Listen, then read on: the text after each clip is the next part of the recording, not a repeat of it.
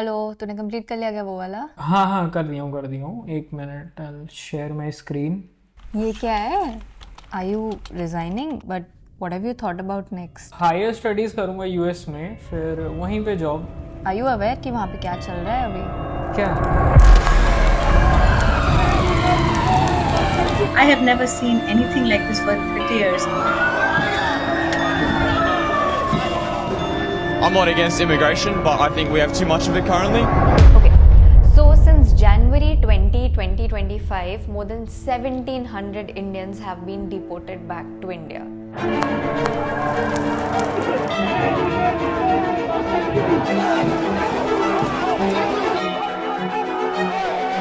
In 2024, this number was around 1300. In 2023, this was around 600. And in 2022, it was around 800. But this year, just in 6 months, by the mid-year, more than 1700 Indians have been deported back.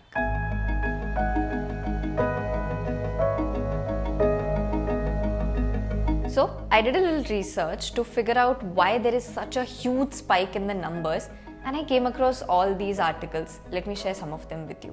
On July 30, 2025, Paramjeet Singh, who is a green card holder in the US and had lived over 30 years over there, he was detained while traveling back from India for a minor offense. So, years ago, he had used a payphone service, but he hadn't paid for it. And this is not a single case.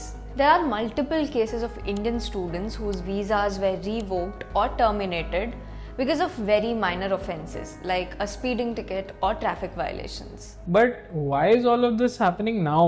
पहले भी तो immigration का issue था. So, immigration causes a lot of social, political, and economic issues, as in excess of immigration.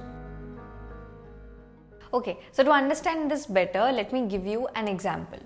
Let's take the example of a hypothetical place called as Neeland. This is a small village of 100 people. They majorly do farming and sell the produce. Now let's say 10 immigrants come in, they do small labor work and set up a bakery to make and sell breads. The town's farms now have enough workers to harvest crops on time. The bakery sells new types of breads and pastries, attracting customers and tourists. Overall, the town sees more money circulating, but the immigrants accept lower wages for work, and some people fear that this will bring down the overall wages. They also bring in their own culture, their festivals, and much more. Neeland now becomes a happy, lively place. हाँ तो immigrants are contributing to the economic growth. इसमें problem क्या है? Yes, I get your point, but let's go back to the story that will answer your question. Imagine one morning, 50 more immigrants come into Neeland.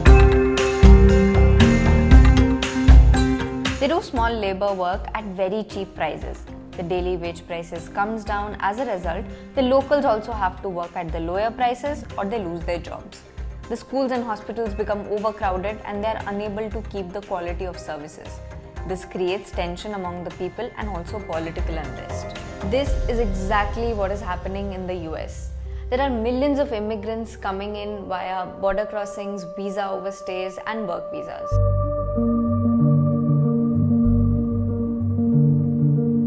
The system is overwhelmed, similar to how Neeland had problems. Just as a small town struggles with jobs and resources when immigration exceeds its capacity, the US system struggles to process and integrate when a large number of immigrants come in. It also causes economic strain and competition over jobs and resources, triggering social and political anxiety. Okay, have a look at this. In 2023, the unemployment rate of US-born labor was only 3.6%. But in 2025, the rate increased to 4.4%. This means that the local US residents are not getting enough job opportunities. This also increases the political pressure to prioritize domestic employment over the immigrant workers, and this is also causing a lot of impact for the students. So, in the USA, major international students are from India. Around 29.4% of the total international students. But in recent times, the number of Indian students going to the USA has dropped by 15% in 2024. And this decline is majorly due to the new laws and policies by the US government. What laws? So in 2023, 8.95 lakh Indian students went to the USA. but in 2024, only 7.6 lakh. Basically, for Indian students who want to study abroad, they require documents like proof of financial support, passport, statement of purpose, student visa, and much more. And the US government is rejecting most of the student visas and cancelling student permits. Starting from October 1, 2025, US government added a new $250 visa integrity fee. $185 for visa application fee, $350 SEVIS fee, and $24 I-94 fee, totaling up to $809 or around 70,000 Indian rupees. Currently, many Indian student visas are not getting approved, be it the delay in paperwork or the new added fees. Whatever be the reason, but students are dropping their plans to study abroad. हाँ, तो ये सब basically अभी चल रहा है. तू सुन भी रहा है? But is it that serious? Yes, it is. Here is the story of Krish Lal, a 21-year-old Indian student studying in the US. On April 4, 2025, his SEVIS record was terminated. So basically, SEVIS is the system that keeps current records for every international student. Basically, on November 22, 2024, Krish was arrested on suspicions of misconduct. However, the attorney declined to pursue charges and he was not arrested. But next year, on April 4, 2025, his student visa was revoked without prior notice. At that time, Krish was just weeks away from graduating, and a revoked visa meant losing the chance to finish his degree. On April 15, 2025, everything went well when the district judge issued a temporary restraining order that stopped the officials from revoking Krish's visa or deporting him.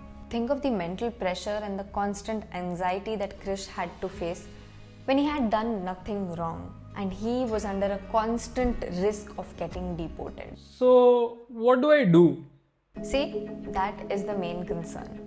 Now, if we look at the alternatives, there are a lot of universities in India that offer dual degrees with UK, US, and European universities, where the students can spend 1 to 2 years in India and the rest 1 to 2 years with a foreign partner. This does not have the immigration or the visa risks, and the costs are much lower than full international study. There are also a lot of institutes in India that offer world-class education on par with the foreign universities. And one such institute is the ISI, Indian Statistical Institute. ISI is globally recognized for its research in statistics, probability, and applied mathematics. Plus, there are also a lot of online international degrees where the students can pursue. So right now, the students should weigh the costs, the career prospects, and the risk of deportation or facing visa issues before deciding to study abroad. तो क्या सोचा तूने? समझ गया. अभी नहीं, 3 साल बाद जाऊंगा.